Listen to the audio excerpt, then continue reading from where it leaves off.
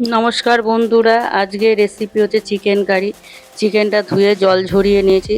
চিকেনটার মধ্যে সর্ষের তেল, নুন, হলুদ, জিরে গুঁড়ো, ধনে গুঁড়ো, একটু মৌরি গুঁড়ো দিয়ে মাখিয়ে রেখে দিলাম আধ ঘন্টার জন্য। এবার চিকেনের জন্য আমি আলু, পেঁয়াজ, আদা, রসুন, পাকা লঙ্কা সব নিয়েছি।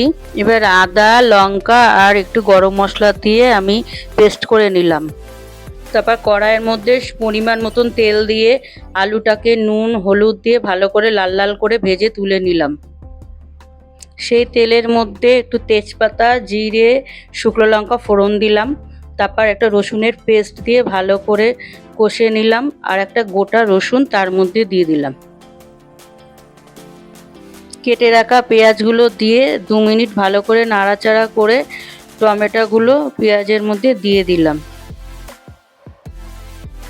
টমেটোগুলো কষিয়ে নেওয়ার পরে আদা, লঙ্কা, গরম মশলা বাটাটা দিয়ে ভালো করে কষিয়ে নিলাম। নিয়ে তারপরে ম্যারিনেট করা মাংসটা দিলাম, দিয়ে ভালো করে এবার কষছি। মাংসটা ভালো করে কষতে কষতে যখন তেল ছেড়ে দিয়েছে তখন আলুগুলো দিয়ে আর একটু ভালো করে কষিয়ে নিলাম। নেওয়ার পর আমি আমার পরিমাণ মতন সামান্য জল দিয়ে মাংসটাকে ফোটালাম। আলুগুলো সিদ্ধ হয়ে গেছে তখন আমি কাসুরি মেথি হাত দিয়ে ঘষে মাংসের উপরে ছড়িয়ে দিয়েছি। একটু টেস্টও হবে আর গন্ধটাও ভালো বেরোবে।